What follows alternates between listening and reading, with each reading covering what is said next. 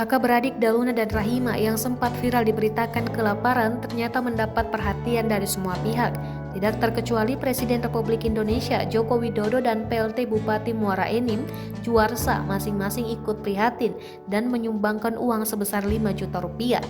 Saya hanya menyampaikan saja bantuan dari Presiden RI sebesar 5 juta dan 5 juta dari saya, ujar Juarsa di RSUD HM Rabain Muara Enim Kamis 23 April 2020. Dalam kegiatan tersebut, Juarsa yang didampingi Kapolres Muara Enim, Kastim 0404 Muara Enim, Asisten 2 dan staf ahli Muara Enim, diterima langsung oleh Ilhami yang merupakan adik kandung dari Daluna dan Rahima di ruang pavilion Serasan Sekundang. Pada kesempatan tersebut, Juarsa menyampaikan pula bantuan dari Presiden Republik Indonesia dan Pemkab Muara Enim. Juarsa menyampaikan keprihatinannya terhadap keadaan Daluna dan Rahima yang sempat viral beberapa waktu lalu, dan atas kejadian tersebut tentu akan ada hikmahnya dan pelajarannya. Dan yang terpenting, Daluna dan Rahima telah ditangani dengan tepat.